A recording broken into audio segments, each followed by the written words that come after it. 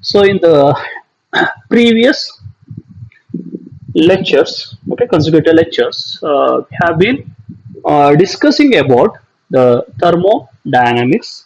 So we have studied the various types of thermodynamic processes. We have derived the expression for work done during the thermodynamic processes. Okay, say so. What is our first law of thermodynamics says? If you supply heat energy to a system, then that heat energy is partially used to increase the internal energy of the system and partially it is used to do work on the surrounding. Okay, if you supply heat energy to a system, then partially it is used to do certain work on the surrounding.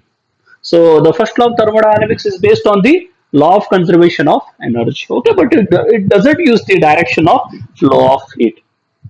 Now see here, see, if I consider this example, okay, if I rub my palms, okay, so after some time, you observe that there is certain amount of heat energy is produced between the palms. Reason is the conversion of work into energy. Okay, so you can easily convert work into energy. Okay, in the nature you will get number of examples where due to the friction, if you do certain, okay, so if you take two stones, if you rub each other, then it produces an heat energy. Okay, you are doing the work and you are producing an heat energy. So the reverse is also possible. Okay, so that means what? The first law of thermodynamics: if energy get converted to work, then work should get converted to energy. Okay, so that means if you supply the heat energy, then you should get certain amount of work. Okay, you supply the heat energy, you should get work. If you supply the work, and you should get certain energy. That means if I stand in front of an fire, okay, if I put, okay, so my hands, my palm on the flame of the fires, then what happens? So it should absorb heat energy and my palms start rubbing. Okay, no, this is not possible. Okay, okay, so this particular case is not possible. Okay, so to make the conversion of heat energy into an work, you require certain perfect setup. Okay, you require certain mechanical devices which convert this energy into an work. And the best example for the conversion of energy to work is our heat engine. Okay, so what is heat engine? Heat engine is a mechanical device, is a mechanical device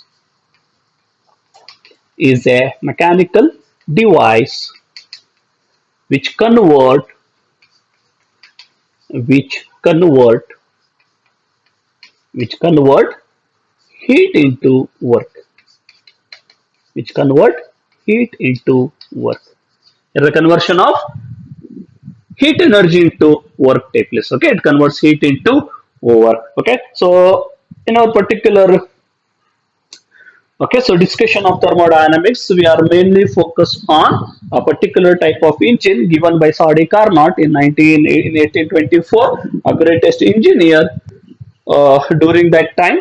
So he has given the working principle of the conversion of heat into and work. Now that engine is popularly called as Carnot engine. Okay, so before going into the discussion of Carnot engine, let me take some of the main components present in the heat engine. Okay, so heat engine has three main components. So there are three main parts present in the heat engine.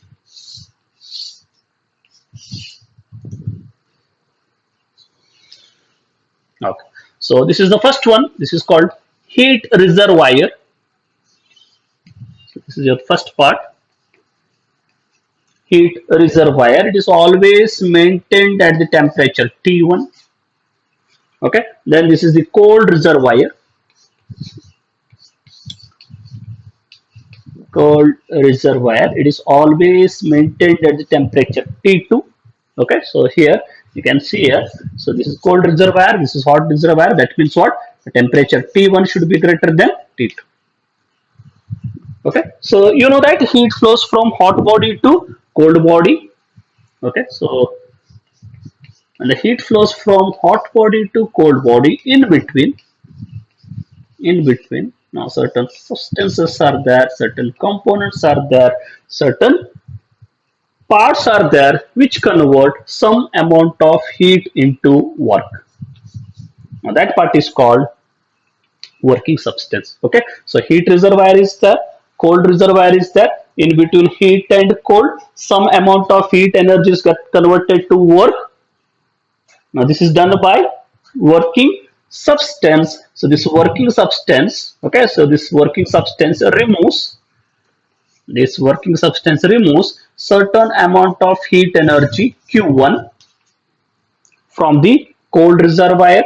Some amount of heat is rejected to the, okay, it removes certain amount of heat energy from the hot reservoir. Certain amount of heat is rejected to the cold reservoir, and work done work done is given by, see how much of heat energy is absorbed. It is absorbed energy of Q1 minus Q2. Okay, so Q1 minus Q2 of energies get converted to work Q.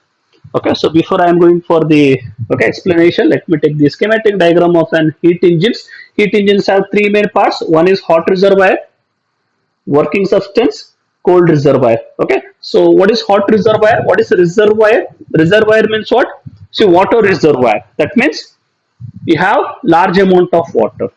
Okay, so usually now see, in heat and thermodynamics we know that heat and temperature. Okay, so first, okay, so let me first focus on, see how this heat and temperature are related. You know that temperature is a measurement of heat.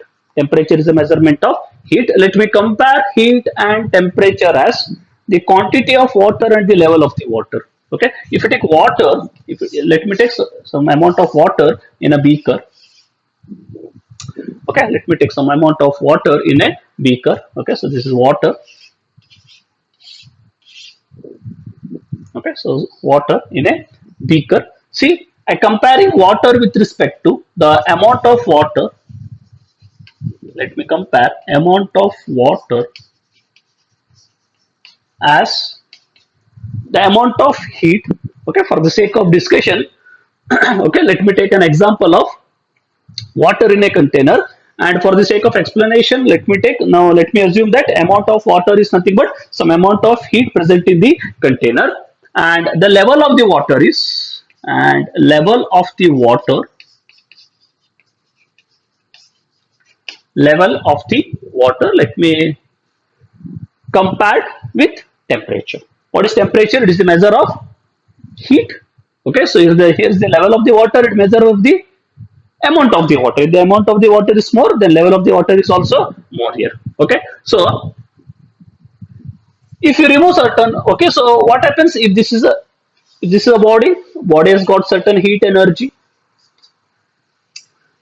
If you remove certain amount of heat energy, then what happens? You know that the temperature decreases. The temperature decreases. Now same here. If you take, so this is the amount of water.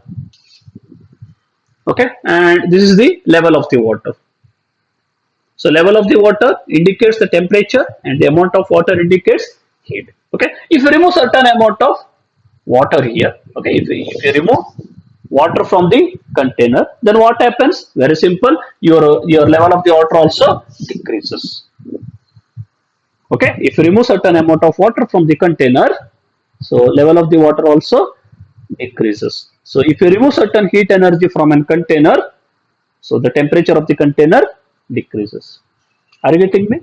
Okay, so let me assume that, so okay, so this time, so it is meant by a reservoir. Okay, so if you take a reservoir, like what, if you take a sea, the best example for water reservoir. Okay, you have an infinite amount of water. Okay, it is difficult to measure the amount of water present in the sea. So this is best example for reservoir. Okay, so if you have a sea, Okay, so the amount of water present in the sea is nothing but heat, and the level of the sea is nothing but what? I compare with an temperature. Okay, so this time, okay, so let me assume that I have taken some amount of water from the sea.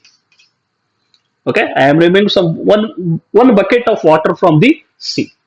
Okay, let me assume that we are removing one bucket of water from the sea. Okay, so I have taken some amount of water from the sea. And what about the level of the sea? The level of the sea remains same or decreases? The level of the sea remains same. Reason is that quantity is negligible. Okay, you are removing one bucket of water. You are removing 10 bucket of water. Now that removal of water from that ocean doesn't affect the level of the water. Are you getting me? So therefore, so now this is called, I call it as a reservoir. In a reservoir, you're removing the heat energy. You're removing the heat energy, but it doesn't affect the temperature. In usual cases, if you remove the water, then definitely level of the water decreases. If you are adding the water, then level of the water increases. But if you take a reservoir, if you take an example, if you compare with an ocean, okay, if you are removing certain amount of water from the ocean, then what happens? The level of the water doesn't changes. Okay, so therefore, so this is my concept of heat reservoir. What is heat reservoir? So it has large thermal capacity. Now this heat reservoir has got large thermal capacity. It has got large thermal capacity. Okay, so thermal capacity delta T, how it is written as M into C into delta T. What is M? Mass. What is C? The specific heat. What is delta T? The change of temperature. Okay, it has got large thermal capacity. It has got large mass like that. Okay, so it has got large thermal capacity. Okay, you can remove any amount of heat from this hot reservoir, but its temperature doesn't changes. The temperature, it always remain constant. It always remain D1. So therefore, we are using the word reservoir. Okay, so similarly, cold reservoir. Okay, cold reservoir. What is cold reservoir? Again, if okay, so if you add, so amount of water, okay, indicates the heat, and the level of the water, it indicates the temperature. If you add certain amount of water to the container, okay, if you add certain amount of water to the container, then what happens? Definitely the level of the water increases.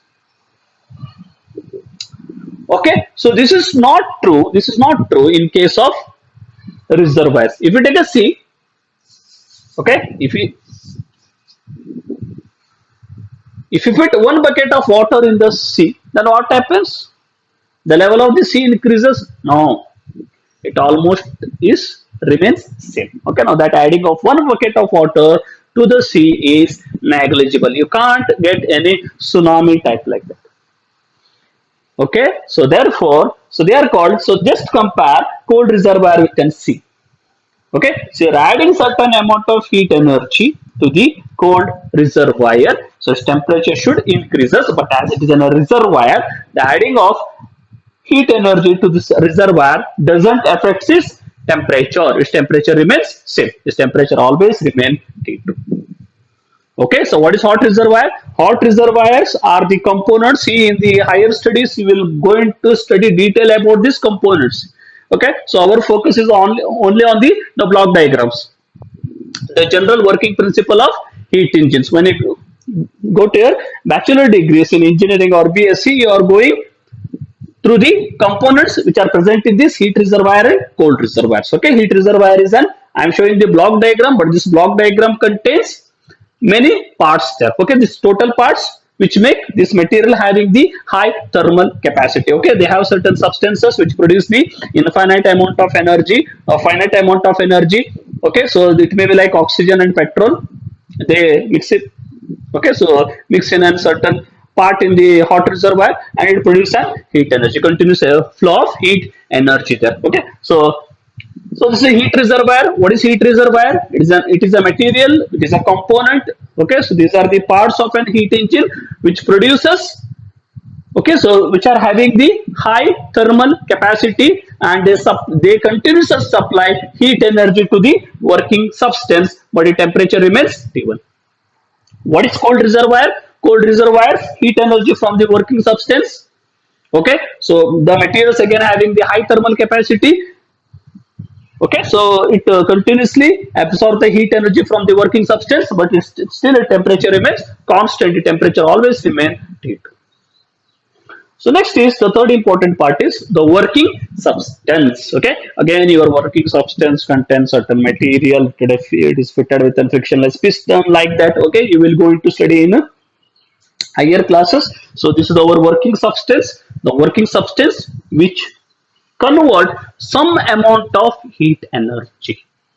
Okay, not entire amount of heat energy into conversion of work is not possible. Why it is not possible, you will go into study in the second law of thermodynamics given by Rudolf Clausius and okay, so Kelvin and Planck. So they say that there is no 100% of conversion of heat energy into work is not possible.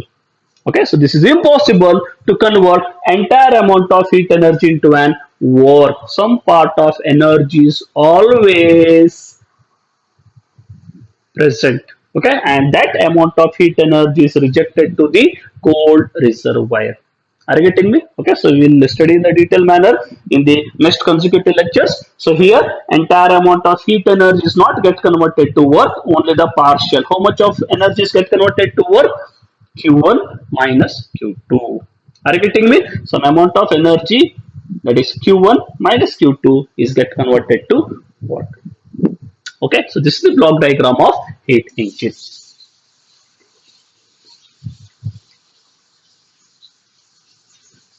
Okay, so there is no 100% conversion of heat energy into work is okay. It is not possible. Okay, so now let me define the efficiency of the engine. So what is meant by efficiency? See if it is okay, so it is not 100%, but in the future or in some okay, okay, so when the engines are developed, the ultimate aim is to increase their efficiency. Okay, what is meant by efficiency? So you are supplying the energy of Q1 and you are getting a work of W. Okay, which is meant by 100% effective efficiency engine? So if the entire amount of heat energy is get converted to work, okay, your entire energy of q1 if it is get converted to work, then I can say that now this engine is said to be 100% efficient engine. But Kelvin and Planck states that such kind of heat engine is not possible. Okay, so therefore efficiency cannot be 100%. Okay, but still we try to increase the efficiency of engines. Okay, so let me define what is meant by efficiency. Okay, efficiency of heat engines. Okay, so what is efficiency of heat engines? Efficiency are represented by the symbol eta. Okay, eta represents efficiency. What is meant by efficiency? Okay, efficiency generally it is always defined as input to the output. This is efficiency. Output by input is called efficiency. Okay, if I want to okay, so to say about your efficiency, okay, the efficiency of the student is measured in terms of how the efficiency of students are measured. Very simple. We will conduct certain test. Okay, based on the marks obtained on the test. Okay, we will give a efficiency. Okay, if it is a 25 marks test, so you have given the 25 marks. Okay, so your paper contains the question paper contains total marks of 25. That is your input. Okay, we are providing an input of 25 marks to you. If you are right, okay, if you will get all the 25 marks, so what is the maximum marks? Yes, definitely you can only score up to input, that is 25 marks. If you write 25 out of 25, then 25 by 25 is 1. If you write in terms of percentage and multiplied by 100, that means you are your result is 100%. So your efficiency is 100%. Okay, you have written everything. Okay, you know everything about this particular subject. That is called efficiency. Okay, if you are getting something 20 and find the percentage multiplied by 100, that gives me something around 85, 90. Okay, that is called efficiency. What is efficiency? Efficiency means input. Okay, so input, and okay, input is given to you and you are providing the output. Okay, so this working substance has given input energy of q1, and this working substance is giving certain amount of work in the, okay, output in the form of work. Therefore here efficiency is defined as, so what is the general purpose of heat engines? It should convert heat into work. So what is the input? Input is heat energy. What is the amount of heat energy given to the engine? That is Q1. And what is the amount of work here? The amount of work is, what is the amount of output? The amount of output is W. That is work done. Okay. So therefore, what is the formula for efficiency? The efficiency is defined as work done by the working substance to the amount of energy supplied to the working substance. Okay. So eta is equal to W divided by Q1. Okay. So you can write in terms of, so what is W? So how much of amount of heat energies get converted to work? That is Q1 minus Q2. So this is Q1 minus Q2. So Q1 minus Q2 amount of energy is get converted to work. Therefore I can write Q1 minus Q2 divided by Q1. Okay, if I solve this term, efficiency is given by, so this is Q1 by Q1, 1 minus Q2 by Q1. Okay, so now this is the formula for efficiency of a heat engine. The efficiency of the heat engine is given by 1 minus Q2 by Q1. Okay, it is 1 minus Q2 by Q1. Okay, you can see here. You can see here. So, which engine has a maximum efficiency? Now, such kind of engines are called ideal engines. We always have the concept of ideality. Okay, something should be better, and that better person or better something, we call it as an ideal. So, okay, so the efficiency of ideal engine is how much? It is 100%. Your entire amount of heat energy should convert it to work. Okay, so when this is possible? Only when your Q2 is 0. If your Q2 is 0, okay, you can see here, if your Q2 is 0, automatically your efficiency becomes 1. Okay, if you write in terms of percentage, then you have to multiply it by 100, so then it becomes 100%. Okay, multiplied by 100, it becomes an 100%. Now such kind of engines are called ideal engine, but according to Kelvin's Planck statement, now such kind of engines are not possible. Okay, so our purpose is to what? Our purpose is to get maximum efficiency. Okay, not 100% of efficiency is not possible, so therefore our purpose is to get maximum efficiency. Okay, your purpose is to find maximum efficiency. Okay, to get maximum efficiency, now you can see here, you can see this equation. Okay, if Q2 is more, okay, so see here, it is 1 minus Q2 by Q1.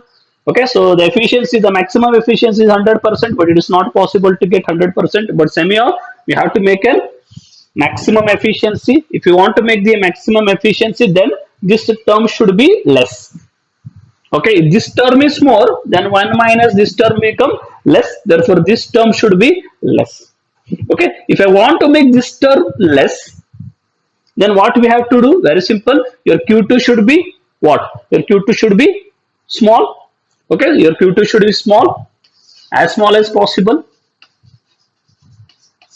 That means amount of heat rejection to the cold wire, that Q2, prepare an engine in such a way that it should reject small amount of heat to the cold reservoir, one, and second one is it should absorb, this quantity should be large. Okay, so this should absorb more amount of heat energy from the reservoir. Okay, if it absorb more amount of heat energy, if it reject small amount of heat energy to the cold reservoir, then you can have a maximum efficiency. Okay, if you refer the efficiency of engines, you can see here the petrol and diesel engines, they have an efficiency around 50%. Okay, around 50%. Your okay aerospace engines, they have certain around 60% like this. So therefore various engines have different efficiency. Okay, so our purpose is to make the maximum efficiency. Okay, so now this is about the hypothetical, a theoretical diagram of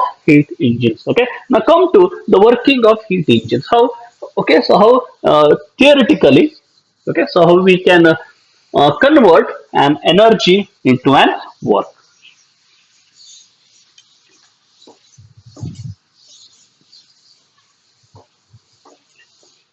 Okay, so this concept, okay, so this concept of the okay, so the working of this engine is given by okay, Sadi Carnot. Okay, so Sadi Carnot is an engineer who has contributed okay, so to the thermodynamics. We say that the science makes the technology and technology makes the science. Okay, science helps technology and sometimes technology helps the science. Okay, the purpose of the Carnot is to make is to prepare an engine. So during that period he has given certain basic ideas to the thermodynamics. Okay, so the first engine, okay, so given by sorry Carnot. Now that engine is called Carnot engine. So today's discussion is on our Carnot engine.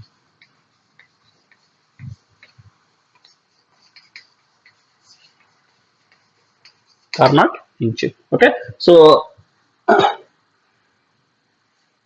is a general block diagram of engines. So one should be hot reservoir.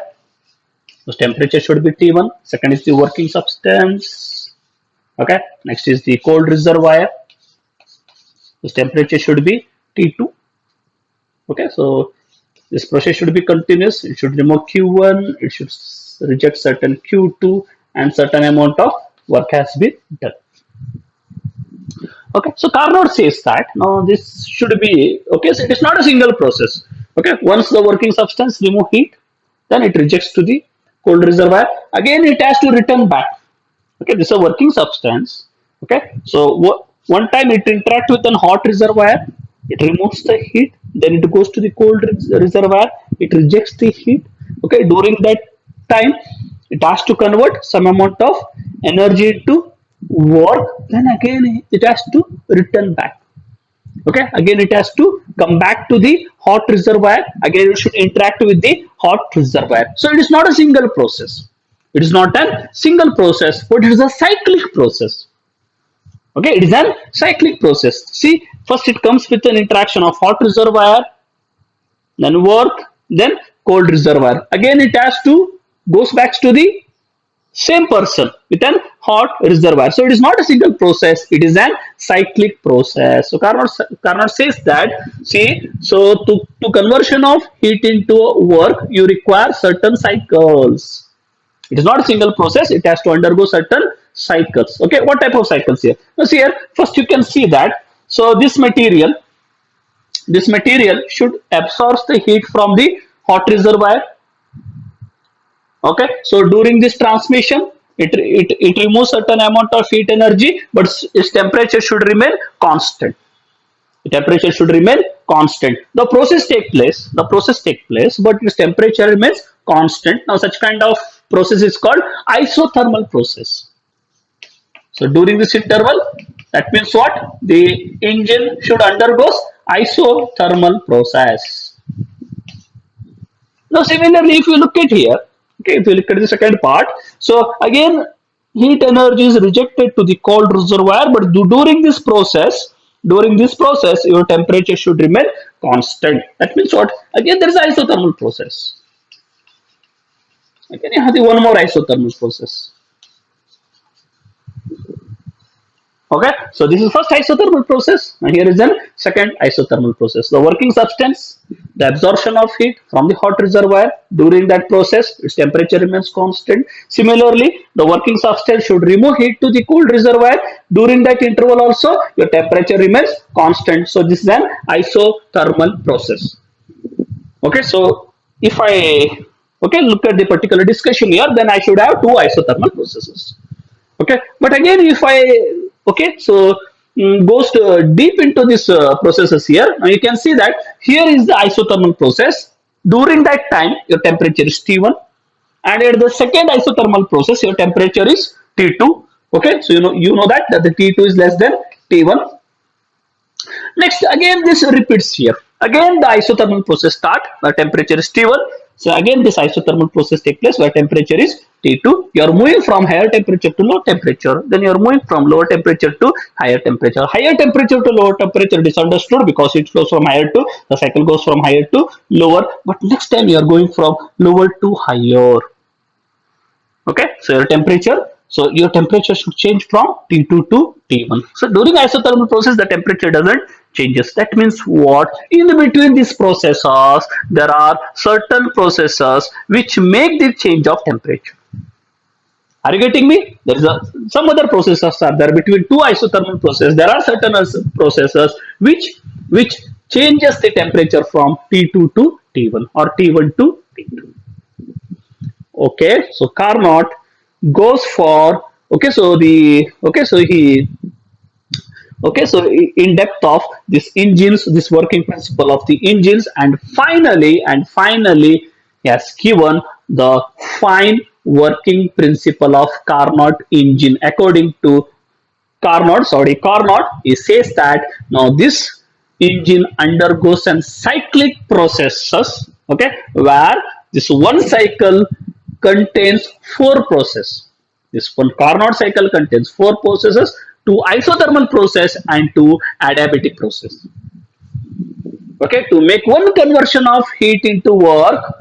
Okay, so to undergo one particular cycle liberates the energy, okay, supplies the energy to the working substance, and working substance does certain work, and some amount of heat is rejected to the cold reservoir.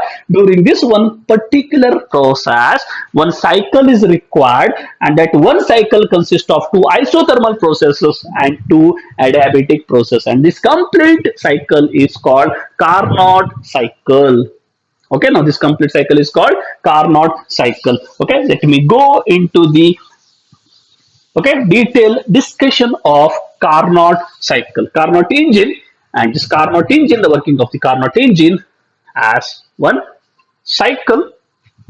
Okay, so to complete one heat conversion of energy into a work, then it should undergo one cycle. That cycle is called, we call it as, the name of Carnot, we call it as Carnot cycle. So the Carnot cycle consists of two isothermal processes and two adiabatic processes. Okay, so the process takes place in such a way that you have to absorb the heat energy from the hot reservoir, which is at a temperature T1, and you reject the cold heat energy to the cold reservoir, which is at temperature T2, and during that in between you have to convert certain amount of energy into an work.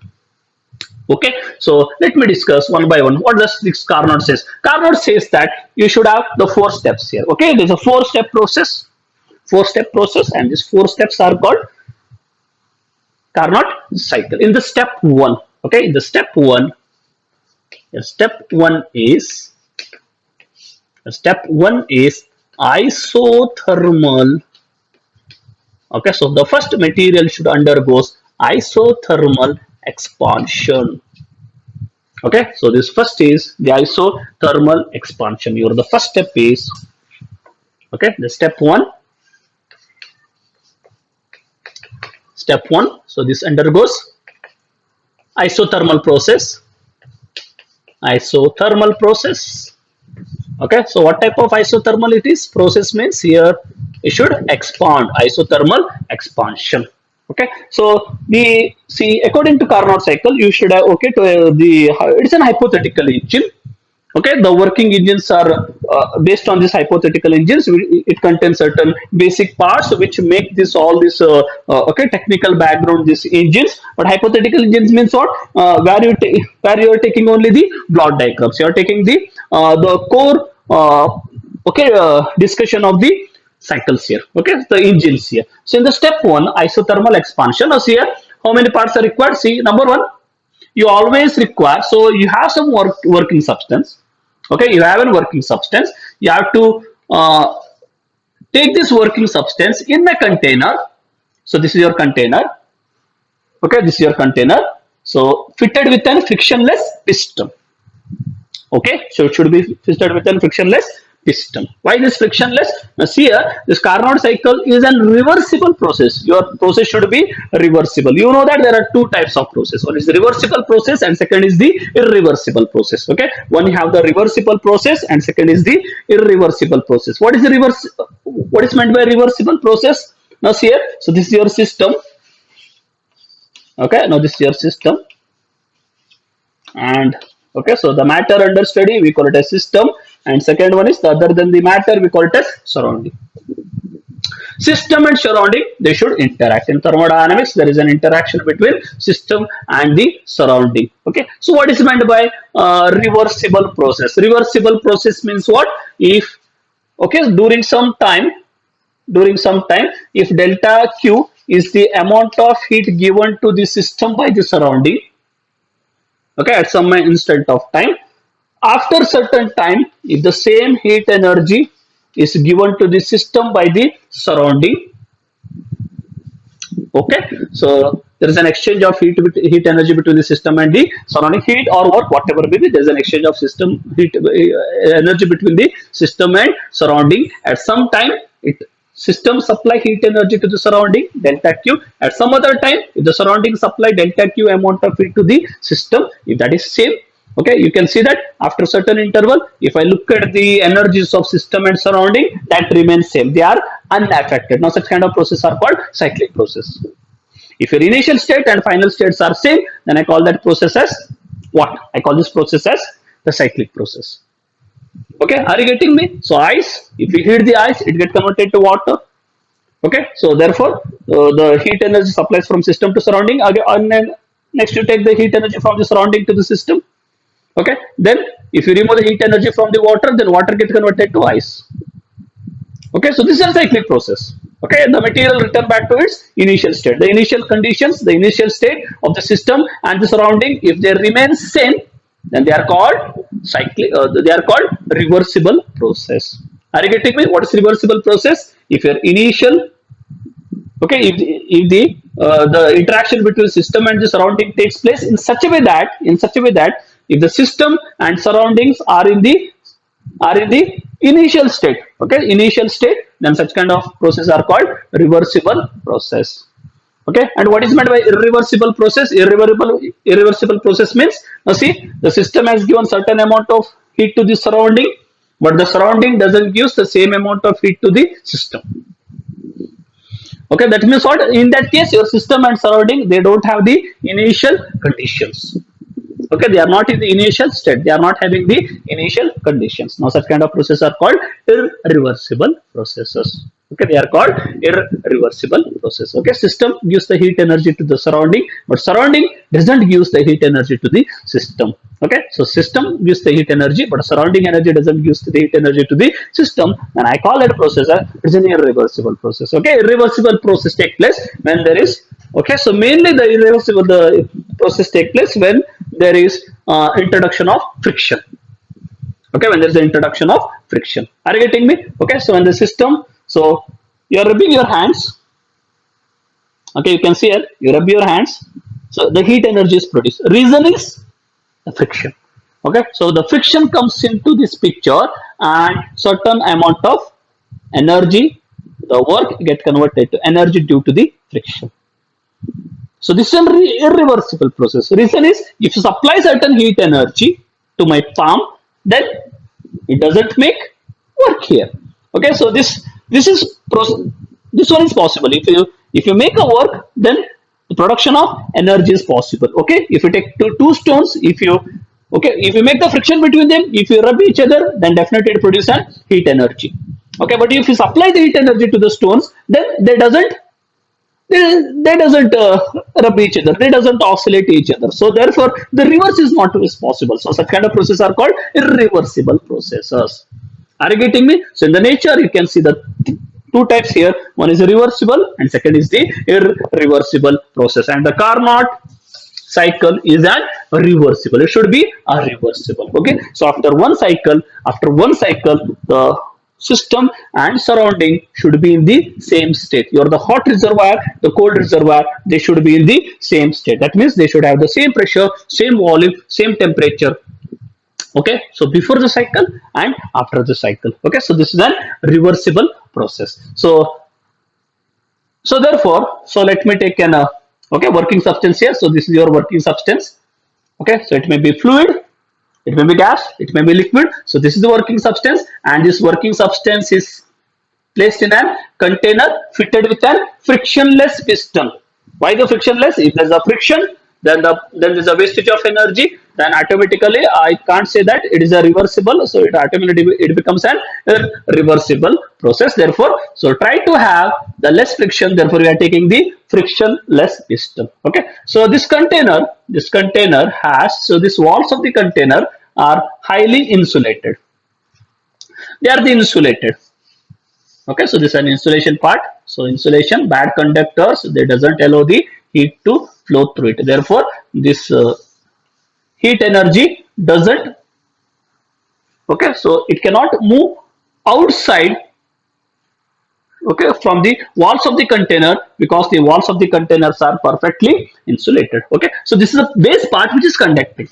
So this is the base part, it is a conductor. Okay, so therefore there is an exchange of heat between the base, not from the walls. Okay, and the next one is you have the hot reservoir. Okay, so this is one hot reservoir. What is hot reservoir? Which continuously supply heat energy, and it's always at the temperature T1. You have the cold reservoir. Okay, you have the cold reservoir.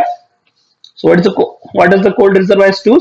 It okay, it takes the energy from the working substance. Okay, the heat energy rejected by the working substance, it is okay, it is received by the cold reservoir, but the temperature remains almost same, that is T2. And one more material is there, that is an insulating stand. Some insulations are there. Okay, it is a simple case, it is an insulation which doesn't supply heat energy to the okay, working substance, neither it removes heat energy from the working substance. Okay, so in the first case, in the first step, you have to keep your working substance on the hot reservoir. Okay, in the first case, you have to keep the working substance on the hot reservoir. Okay, so which is maintained at a temperature of T1. This is step 1. And the step 1, your working substance should be on the hot reservoir, and you have to make an expansion. Okay, you have to pull the piston in the upward direction. Okay, so let me assume that its initial pressure is, okay, so its initial pressure is P1, its initial temperature is V1, and the initial temperature is also T1. Why this initial temperature is T1? You can see that now this working substance, it is contact with hot reservoir, and the base is conducting, so almost the temperature remains same. Okay, so P1, V1, T1. Okay, so now you supply certain amount of heat energy. Okay, so you should provide, okay, let me provide certain amount of heat energy Q1 to the working substance. Okay, now you can see that, see, expansion take place. Okay, it is expanding. Okay, so the container, this expand, why this expansion take place? Very simple. See, this working substance, it do certain work on the piston, therefore the piston is moving in the upward direction. Okay, as the piston is moving in the upward direction, its volume is increasing. Okay, so you know that so when the system does the work, then its internal energy decreases. Okay, if this internal energy decreases, how this internal energy is related to temperature? Okay, they are directly proportional. Internal energy, so you will study in the kinetic theory of gases, internal energy is nothing but the sum of the kinetic energy of the particles present in a container.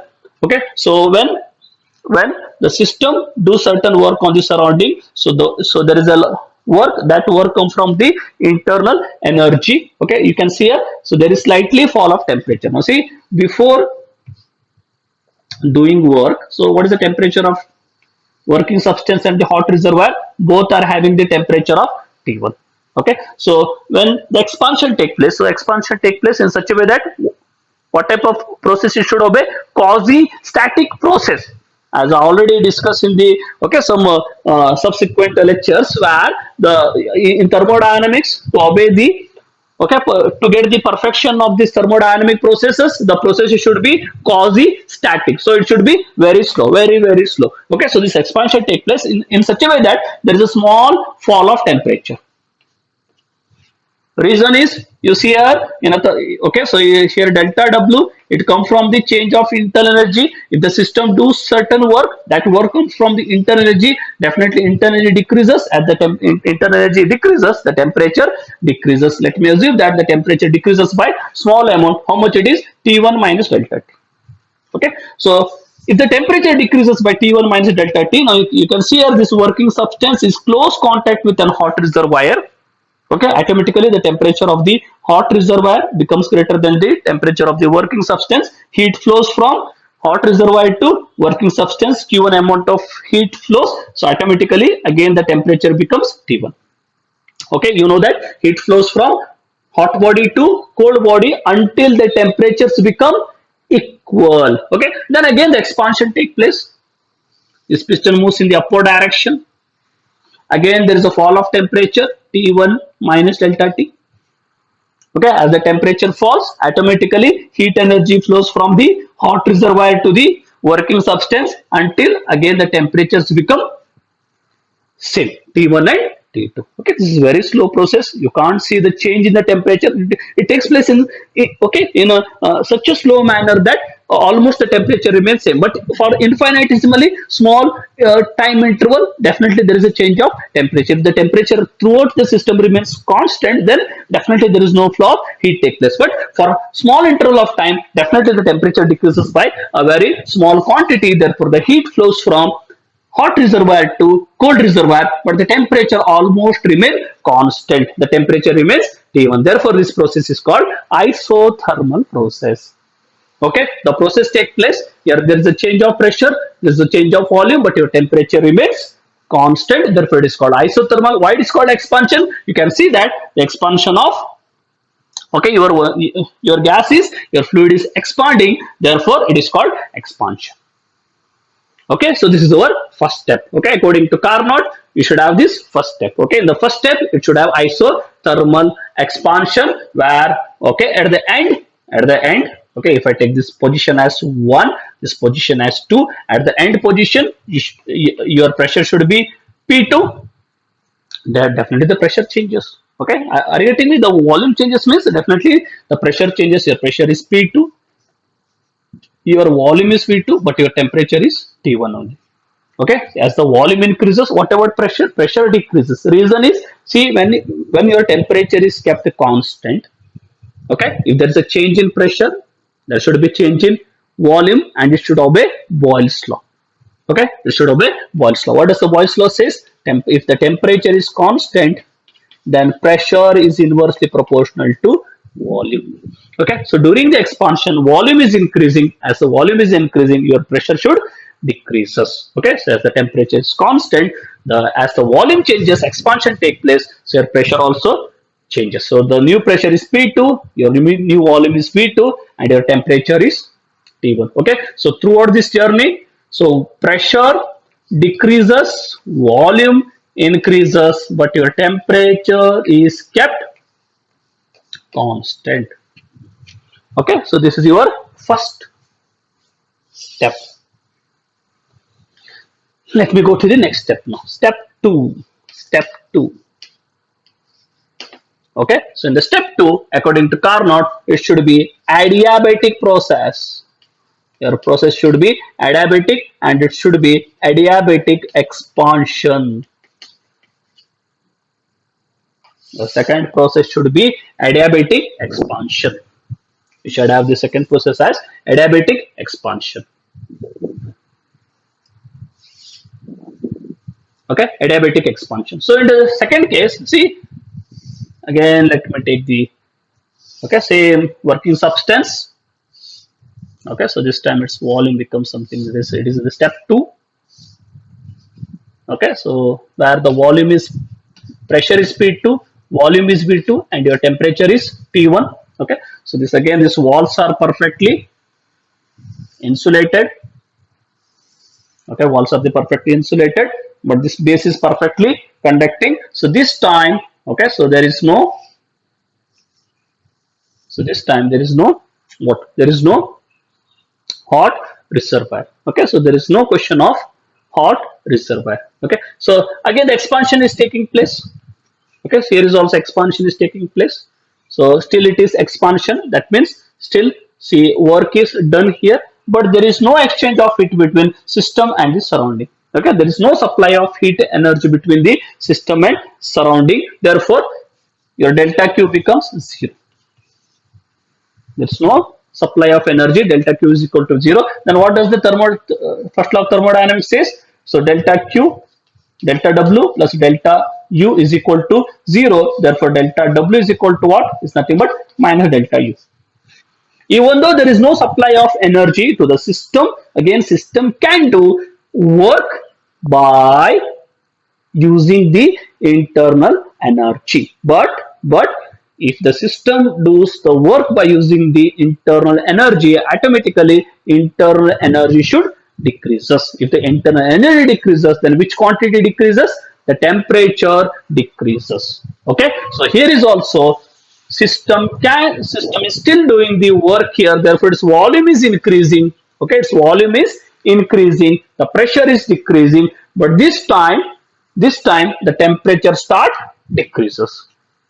Okay, in the last case also the temperature is decreasing due to the expansion, but it is in contact with a close contact with a hot reservoir which is having the high thermal capacity, so it continues to supply heat energy to the working substance so that the temperature of the working substance remains constant. Okay, but this time there is no source of the energy, therefore as your pressure increases, volume, as your pressure decreases, volume increases, the temperature is also decreasing. Okay, so let me take this. This is the third point. In the third point, your pressure has been decreased, volume has been increased, and you have to make the arrangement in such a way that the temperature should decreases by, okay, the final it should become T2, which is same as that of the temperature of the cold reservoir.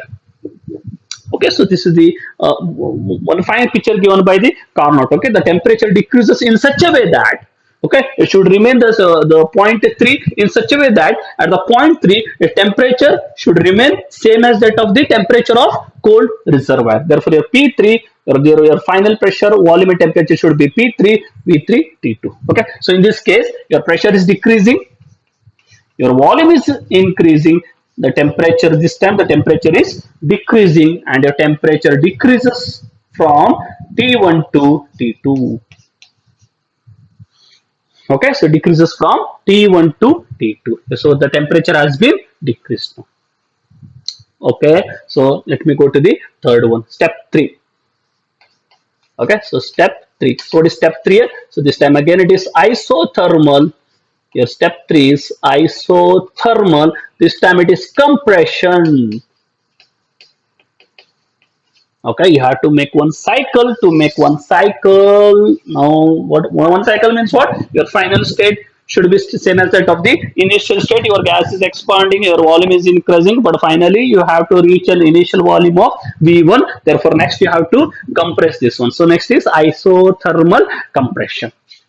Isothermal compression. Again, you have a working substance fitted with a frictionless piston. So now it is in step 3.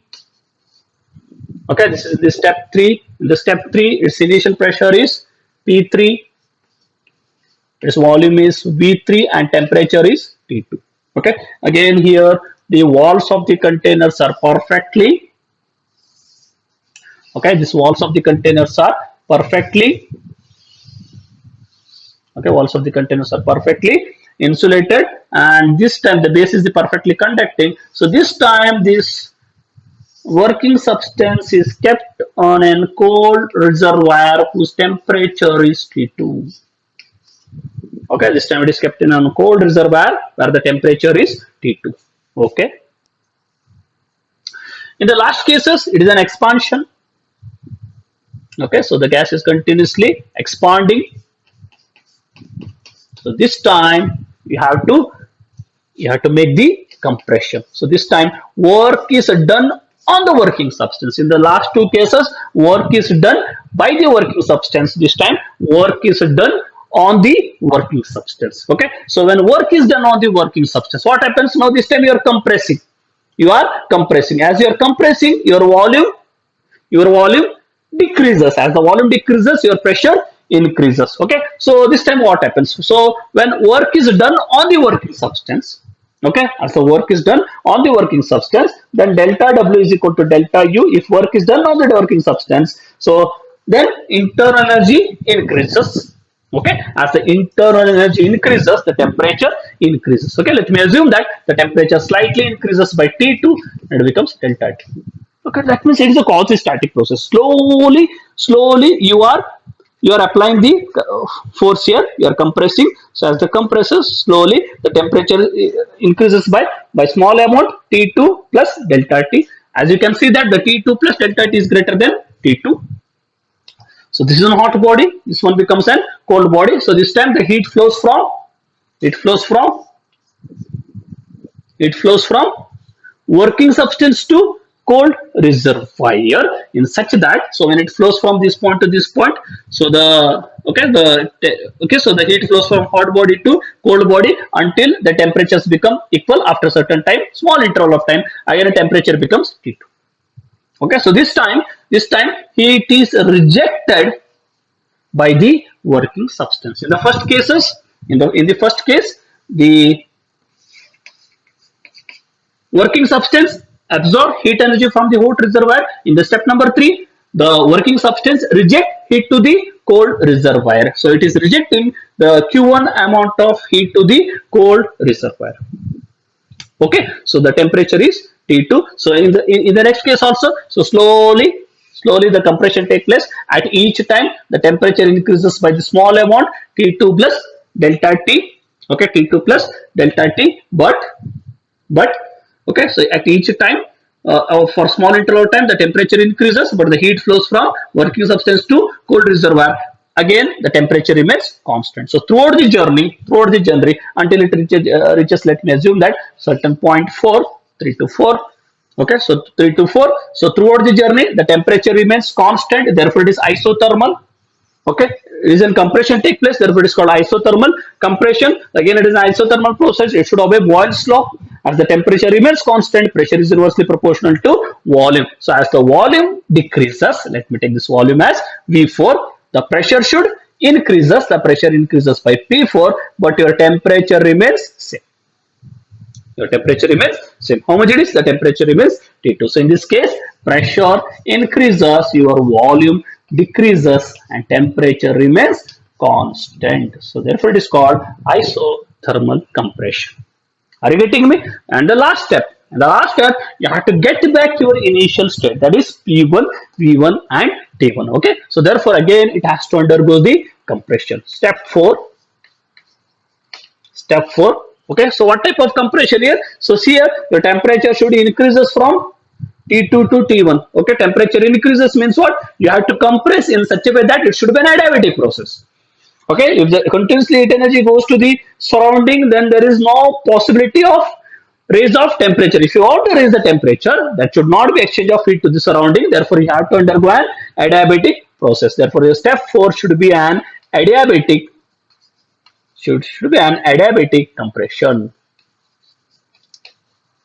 Okay, thus it should undergo the adiabatic compression. Okay, so therefore again the same case, I have to take one.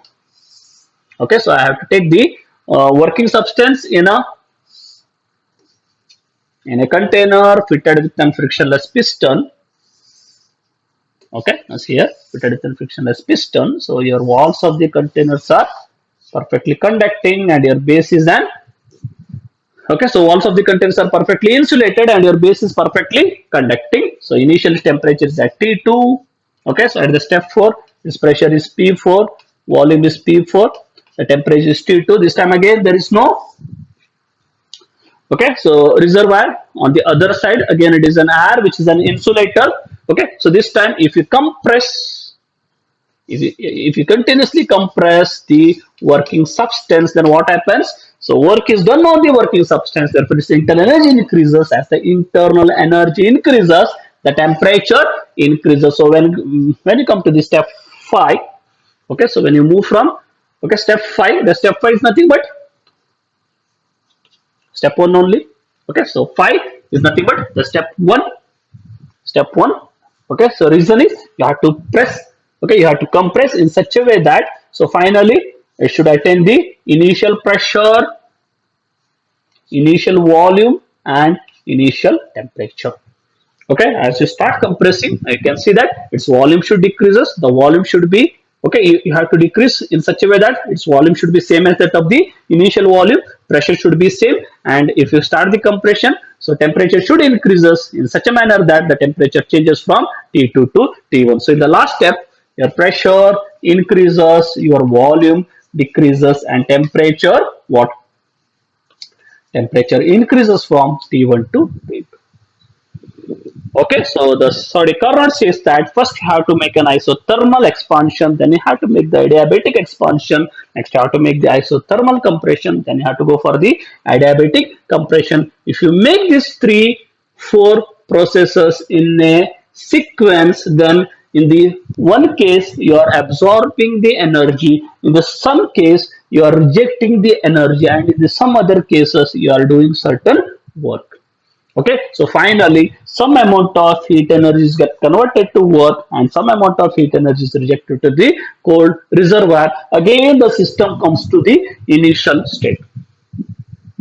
So now that completes one cycle. So one cycle contains first isothermal expansion, then you have the adiabatic expansion, then you have the isothermal compression, next you have the adiabatic compression. Okay, so now these 4 processes are called Carnot cycle. Okay, so this is called Carnot cycle. Okay, if I draw the graph, okay, are you getting me? So this the Carnot cycle is not a single process, it contains the 4 processes here. Okay, if I draw the graph of a Carnot cycle, I can see here, okay, the Carnot cycle is like this. So if I plot the graph of, okay, so pressure versus volume, you can see here, so pressure, this is pressure, this is volume. Okay, if I represent in terms of a graph, Carnot cycle graph, so pressure and volume graph.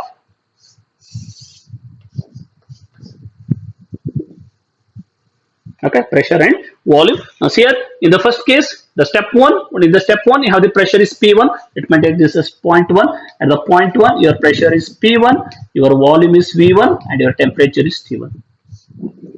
Okay, in the first step, what type of process take place? Isothermal. So in the isothermal process, you can see here your pressure, your volume is increasing. As the volume is increasing, your pressure should decrease. So volume increases, you have the decrease in pressure. So the graph is like this.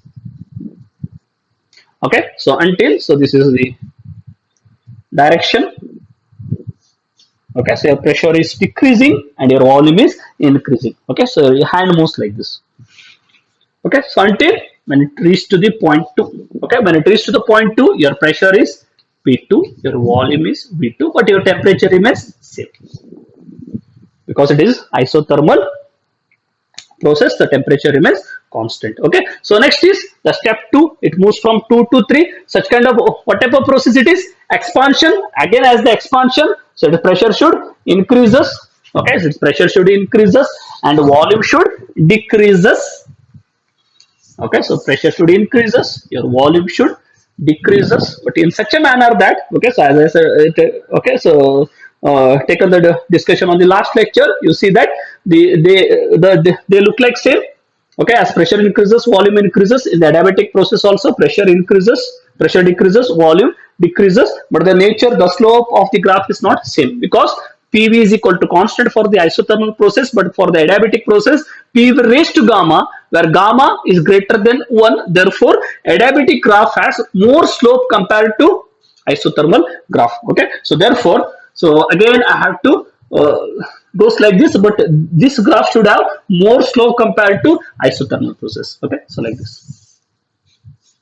So this is the isothermal process. Okay, you can see here. So this should contain, you should have more slope compared to adiabatic graph. So T3, V3, T2. Next is the compression. Okay, when the compression take place, your volume should decrease and pressure should increase. Okay, like this.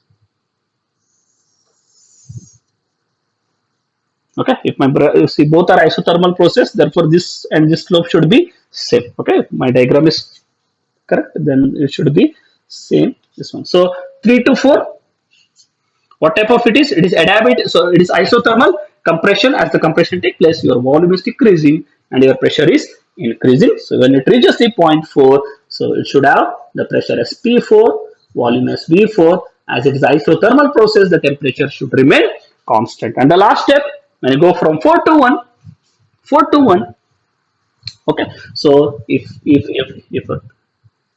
okay, if everything discussion is correct now here, so this slope and this slope should be same. Okay,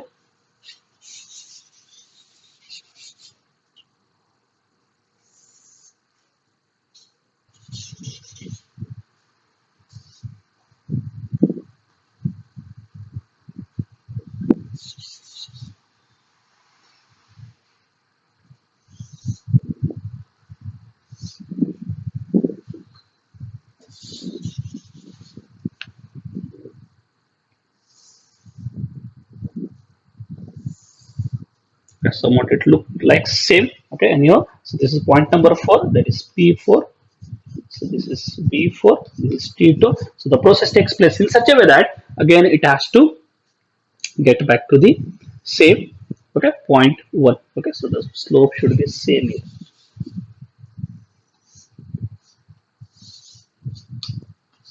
Okay, so my diagram is not 100% correct. Try to get an, okay, try to make the diagram in such a way that these two slopes should be same, because both are adiabatic process. So therefore finally it completes one cycle. Okay, finally one cycle is completed. Now this cycle is called Carnot cycle. You can see that the Carnot cycle first contains of isothermal expansion, adiabatic expansion, isothermal compression, and adiabatic compression. Okay, so this is our discussion on Carnot cycle. In the next class we have to, okay, again we have to go through this Carnot cycle, and we have to find the expression for efficiency of an Carnot cycle. Okay, so thank you for your kind